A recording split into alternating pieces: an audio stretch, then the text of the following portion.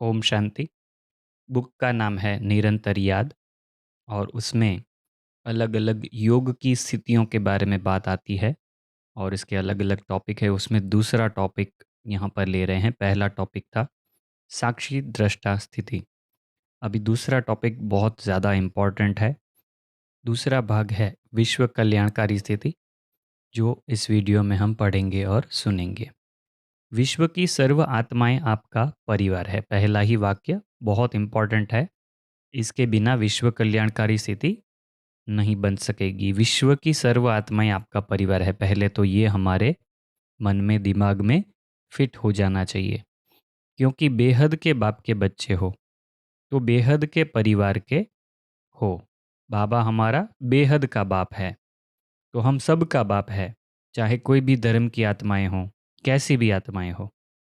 इसलिए रहमदिल बन सर्व आत्माओं के कल्याणकारी बनना ही विश्व कल्याणकारी स्थिति है। ठीक है, सबके कल्याणकारी बनना वही विश्व कल्याणकारी स्थिति है। स्मृति रहे कि मैं विश्व के मालिक का बालक हूँ। मास्टर रचयिता बन विश्व की देखरेख करना व विश्व की परिक्रमा लगाना। ठीक है, विश्व की देखरेख भी करनी है और परिक्रमा भी लगानी है, मगर कौन सी स्थिति में? मास्टर रचयिता। बाप मास्टर है, बाप रचयिता है, तो हम उसके मास्टर रचयिता बच्चे हैं। यही विश्व कल्याणकारी स्थिति है। विश्व की परिक्रमा लगाना मनसा सेवा का बहुत बड़ा भाग है। यह विश्व की परिक्रमा लगाना यही विश्व कल्याणकारी स्थिति है। जैसे पहले के योग्य राजाएं सदा अपने राज्य का चक्र चक्र लगाते थे, प्रजा को सदा सुखी और संतुष्ट रखते थे, ऐसे मास्टर रचयिता बन विश्व की देखरेख करनी है। ठीक है, तो हमारी योग में यह भी हमारा एक भाग होना चाहिए। पूरे विश्व में चक्र लगाना, पृथ्वी के आसपास चक्र लगाना और सबको हमारे शुभ भावना शुभ कामना से उनको वाइब्रेशन देना, तो यह भी हमारी देखरेख करने की एक विधि है। विश्व कल्याणकारी बच्चे स्वप्न में भी फ्री नहीं हो सकते। ठीक है, यह बहुत इंपॉर्टेंट बात है, तो ध्यान से सुनिएगा। स्वप्न में भी उन्हें सेवा ही दिखाई देगी। जो दिन रात सेवा में बिजी रहते हैं, उन्हें स्वप्न में भी कोई ना कोई नई नई बातें, सेवा के प्लान व तरीके दिखाई देते हैं। तो सेवा में अगर कुछ अलग तरीका मिलता भी है तो वह आप नोट करें, क्योंकि वह भी बहुत काम का हो सकता है। ठीक है, उनको स्वप्न में नई नई बातें, सेवा के प्लान, तरीके दिखाई देते हैं। विश्व कल्याणकारी का अर्थ ही है विश्व के आधार मूर्त। विश्व कल्याणकारी है विश्व के आधार मूर्त। वे कभी अलबेले नहीं हो सकते। ठीक है, दूसरा पॉइंट है आगे का। जैसे बाप के आगे स्वयं को समर्पण करते हो। ठीक है, बाप के आगे तो हमने समर्पण कर दिया, मगर आगे क्या करना है? वैसे अपना समय और सर्व प्राप्तियां, ज्ञान, गुण, शक्तियां विश्व की सेवा अर्थ समर्पण करो। ठीक है, बाबा के आगे तो समर्पण की, मगर बाबा को यह भी कहना है कि मेरी जो भी शक्तियां हैं, जो भी गुण है, ज्ञान है, वह सब इस सेवा के लिए अर्पण है, विश्व की सेवा के लिए समर्पण है। जो संकल्प उठता है उसे चेक करो। हमारे अंदर जो जो संकल्प उठ रहे हैं उसको भी चेकिंग करनी है कि विश्व सेवा के प्रति है। ठीक है, जब सेवा प्रति स्वयं को संपूर्ण समर्पण करेंगे तब विश्व कल्याणकारी स्थिति में स्थित हो सकेंगे। विश्व कल्याणकारी स्थिति बनाने के लिए भी यह अंदर से यह भावना जरूरी है कि मेरे पास जो भी है वह संपूर्ण समर्पण सेवा के लिए है। ठीक है, विश्व की सेवा के लिए, तो यह विश्व कल्याणकारी स्थिति में स्थित हो सकेंगे। विश्व कल्याणकारी वह है जिसका हर बोल रूहानी साज के समान उत्साह और उमंग दिलाए। अभी विश्व कल्याणकारी की निशानी आई कि क्या क्या करेंगे, क्या क्या होगा, तब समझा जाए कि हम विश्व कल्याणकारी हैं। हमारा हर बोल रूहानी साज के समान, रूहानी साज, रूहानी आवाज के समान उत्साह और उमंग दिलाए। लोगों को उमंग उत्साह दिलाने वाले बोल होने चाहिए हमारे। उदास आत्मा खुशी में नाचने लगे। जिसका हर कर्म चरित्र के समान गायन योग्य हो, हर सेकंड का संपर्क आत्मा को सर्व कामनाओं की प्राप्ति का अनुभव कराए, दूसरों को सर्व कामनाओं की प्राप्ति का अनुभव कराए। हमारे बोल, हमारा व्यवहार कोई आत्मा को शक्ति का, कोई को शांति का, मुश्किल को सहज करने का, अधीन से अधिकारी बनने का, उदास से हर्षित होने का, छत्र छाया का अनुभव कराए। लोगों को हमसे क्या क्या अनुभव हो, इसका यहाँ पर कुछ कुछ पॉइंट्स दिया है कि आत्मा को शक्ति का अनुभव होना चाहिए, किसी को शांति का, किसी की मुश्किल को सहज हो, उसकी मुश्किल सहज हो जाए उसका अनुभव हो, अधीन से अधिकारी बनने का, कोई अधीन है, अलग अलग चीज़ें हो सकती है अधीन करने वाली, तो अधीन से अधिकारी बन जाए, उदास है तो हर्षित हो जाए, और अगर कुछ सेफ महसूस नहीं कर रहे हैं तो उनको छत्र छाया का अनुभव हो। इतने बड़े विश्व का कल्याण करने के लिए एक ही समय पर, एक सेकंड, मन, वाणी और कर्म तीनों द्वारा साथ साथ सर्विस करनी है। मन, वाणी और कर्म तीनों द्वारा साथ साथ सेवा करनी है। तब तीनों ही रूपों से सेवा हो, जब तीनों ही रूपों से सेवा हो तब यह सेवा का कार्य समाप्त हो सकेगा। एक ही समय तीनों रूपों से सेवा करने वाले विश्व कल्याणकारी है। एक ही समय पर तीनों रूपों से सेवा करने वाले ही विश्व कल्याणकारी है। विश्व कल्याणकारी स्थिति में रहने से सदा अथक और निरंतर सेवाधारी होंगे। विश्व कल्याणकारी स्थिति में रहने से सदा अथक और निरंतर सेवाधारी होंगे। अथक भी और निरंतर भी। सदा एवर रेडी, ऑल राउंड होंगे, हमेशा तैयार। कैसी भी अवगुण वाली आत्मा के प्रति, कड़े संस्कार वाली आत्मा के प्रति, कम बुद्धि वाली आत्मा के प्रति, ग्लानि करने वाली आत्मा के प्रति भी कल्याणकारी अर्थात नॉलेजफुल और लवफुल होंगे। ठीक है, हमारे सामने अलग अलग प्रकार की आत्माएं प्रस्तुत होती है, तो सबके प्रति हमारी उनके प्रति शुभ भावना हो, जैसे यहाँ पर बताया लवफुल भी हो, नॉलेजफुल भी हो। ठीक है, तो कैसे कैसी आत्माएं आती है? अवगुण वाली आत्माएं आती है, कड़े संस्कार वाली आत्माएं आती है, कम बुद्धि वाली आत्माएं आती है जो ज़्यादा नहीं समझ सकते ज्ञान को, हमारे ग्लानि करने वाली आत्माएं भी आती है। तो उन सब के प्रति कल्याणकारी अर्थात नॉलेजफुल और लवफुल होंगे। उनके सामने कैसी भी अवगुणधारी आत्माएं हो, कैसी भी अज्ञानी पतित आत्माएं हो, अज्ञानी या तो पतित कोई भी हो सकता है, उसकी बुराई व कमजोरियों को कल्याणकारी होने के नाते क्षमा करेंगे, दिल पर नहीं रखेंगे। कमजोरियों को कल्याणकारी होने के नाते क्षमा करेंगे, दिल पर नहीं रखेंगे। जैसे बाप के संकल्प व बोल में, नयनों में सदा ही कल्याण की भावना व शुभकामना भरी हुई है। बाप के बोल में और नयनों में सदा कल्याण की भावना, शुभ कामना भरी हुई है। ठीक है, ऐसे चाहे कोई भी काम कर रहे हो, हम दिन प्रतिदिन जो भी कार्य कर रहे हैं कर्मयोगी बनकर, उसके बारे में बाबा बता रहे हैं। आप कोई भी काम कर रहे हो, हद की प्रवृत्ति को अर्थात अथवा कोई भी सेवा केंद्र चलाने अर्थ निमित्त हो, ठीक है, खुद की प्रवृत्ति में भी हो या सेवा की प्रवृत्ति में हो, सेवा केंद्र चलाने की प्रवृत्ति में हो, अंदर सदा विश्व कल्याण की भावना भरी हुई हो। हम जो भी काम कर रहे हैं हमारे अंदर भावना कौन सी हो, वह यहाँ पर गाइडेंस आ रही है। विश्व कल्याण की भावना हो, सदा सामने विश्व की सर्व आत्माएं इमर्ज हो। दोनों पॉइंट बहुत इंपॉर्टेंट है। विश्व की सारी आत्माओं को सामने देखना और उनके लिए सदा विश्व कल्याण की भावना होना, यह होना चाहिए दोनों। कितनी भी दूर रहने वाली आत्मा को अपनी श्रेष्ठ भावना व श्रेष्ठ कामना के आधार से दूर रहने वाली आत्माओं के प्रति किसके द्वारा श्रेष्ठ भावना व श्रेष्ठ कामना के आधार से सेकंड में शांति व शक्ति की किरणें देना, मास्टर ज्ञान सूर्य बन विश्व को कल्याण की रोशनी देना, यही विश्व कल्याणकारी स्थिति है।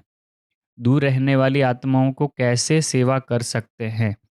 हमारी श्रेष्ठ भावना है और श्रेष्ठ कामना है, उससे हम दूर बैठे भी अनेक आत्माओं को शांति शक्ति दे सकते हैं। मास्टर ज्ञान सूर्य बन विश्व को कल्याण की रोशनी दे सकते हैं, यही विश्व कल्याणकारी स्थिति है। विश्व कल्याणकारी सर्विसेबल बच्चों के संकल्प कभी भी व्यर्थ नहीं हो सकते। ठीक है, व्यर्थ चलता है इसका मतलब विश्व कल्याण का काम हमको भूल गया है। संकल्प कभी भी व्यर्थ नहीं हो सकते क्योंकि वह विश्व की स्टेज पर एक्ट करने वाले होते हैं। विश्व की स्टेज पर हम अपना कर्म कर रहे हैं, एक्ट कर रहे हैं। उन्हें सारी विश्व कॉपी करती है, हमको सारी विश्व कॉपी कर रही है। अगर एक संकल्प भी व्यर्थ हुआ तो अपने प्रति नहीं किया लेकिन अनेकों के प्रति निमित्त बन गए। इतना ध्यान रखना है, कुछ भी कार्य कर रहे हैं, संकल्प भी कर रहे हैं, तो हमारे संकल्प दुनिया में भी बहुत ऊपर नीचे करते हैं असर सबके प्रति। तो हमको देख और करते हैं, तो हम संकल्प भी करते हैं, उसका भी असर जाता है और अनेकों के प्रति हम निमित्त बन जाते हैं। जैसे आपको सेवा के लिफ्ट की गिफ्ट मिलती है, अनेकों की सेवा का शेयर मिल जाता है, वैसे ही देखो अनेक प्रति सेवा करने का चांस मिलता है तो उतना भाग्य भी जमा होता है। मगर बाबा यहाँ पर बहुत गहरी बात कह रहे हैं, कोई ऐसा कार्य करते हो तो अनेकों को व्यर्थ सिखाने के निमित्त भी बन जाते हो। अगर आपने कुछ ऐसा कर्म किया जो व्यर्थ है, व्यर्थ की कैटेगरी में आता है, तो आपने दूसरों के प्रति आप निमित्त बन गए, तो उसका इसलिए अब व्यर्थ का खाता समाप्त हो। यह सबके लिए बहुत इम्पोर्टेंट है, टीचर के लिए भी, हम जैसे स्टूडेंट्स के लिए भी। तो स्टूडेंट हो या टीचर हो, हमको देखकर और करते हैं, तो जितना जमा करते हैं उतना ही हमारी कुछ भी अगर गलती होती है, दूसरे हमसे कुछ गलत प्रेरणाएं लेते हैं, तो वह हम अनेक को गलत सिखाने के निमित्त बन जाते हैं। ठीक है, तो इसको बहुत ध्यान से समझना है। इसलिए अब व्यर्थ का खाता समाप्त हो। विश्व कल्याणकारी स्थिति बनाने के लिए अभी आगे के पॉइंट आ रहे हैं, क्या करना है विश्व कल्याणकारी स्थिति बनाने के लिए। पहले स्व कल्याण सैंपल के रूप में दिखाओ। खुद का कल्याण हुआ है या नहीं, वो पहले दूसरों को दिखाओ कि भाई मुझे मेरा कल्याण हुआ है, फिर वो आपका सुनेंगे। मधुरता और नम्रता का गुण पहले स्वयं धारण करो। ठीक है, यहाँ पर आता है स्व परिवर्तन से विश्व परिवर्तन। तो विश्व कल्याण करने के लिए स्व कल्याण की बातें आ रही है। मधुरता और नम्रता, मधुरता सिर्फ बाहर की नहीं है, नम्रता सिर्फ बाहर के दिखाने के लिए नहीं है।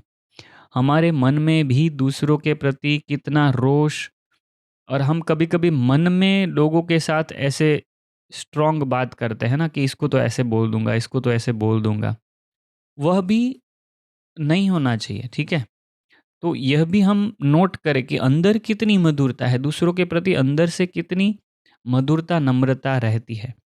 मधुरता नम्रता का गुण पहले स्वयं धारण करो। विश्व कल्याण करने के लिए प्रत्यक्ष प्रमाण की आवश्यकता है।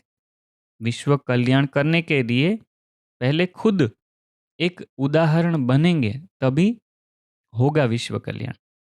प्रत्यक्ष प्रमाण की आवश्यकता है। जो बोलते हो वह प्रैक्टिकल स्वरूप में देखें।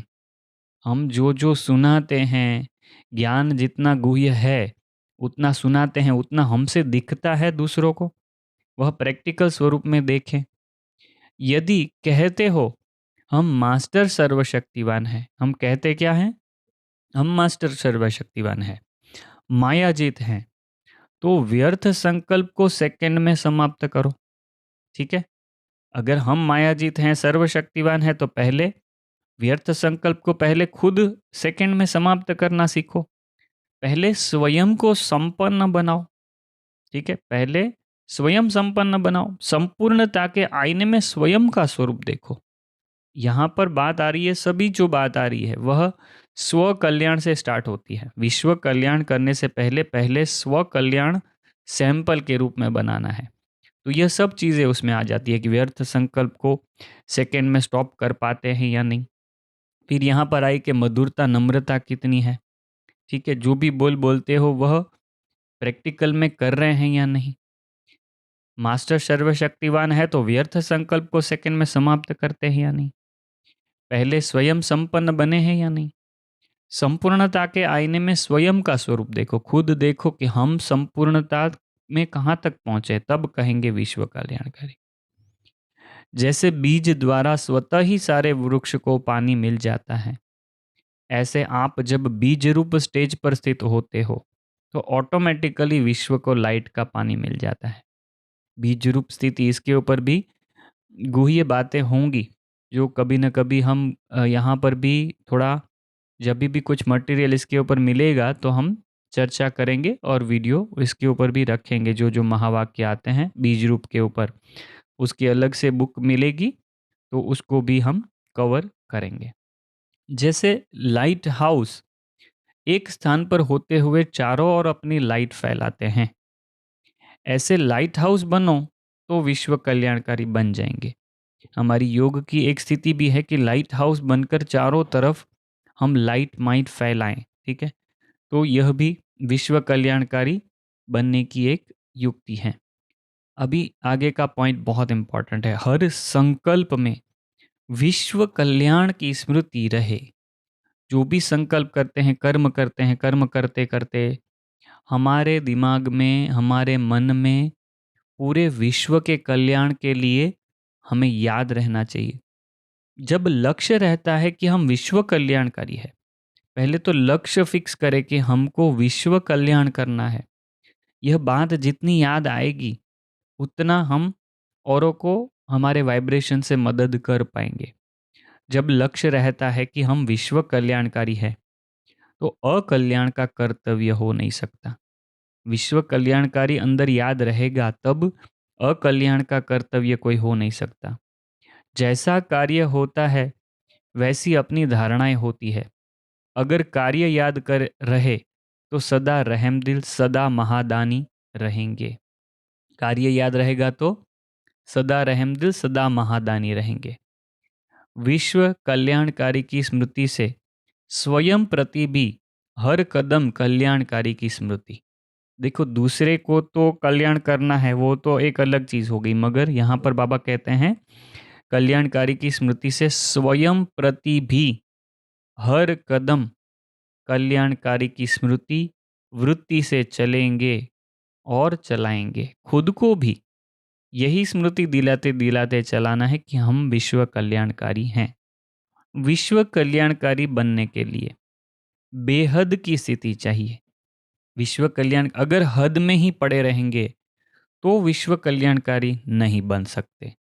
बेहद की स्थिति चाहिए। ठीक है, संबंध, संस्कार, स्वभाव सब बेहद में हो, हद के नहीं।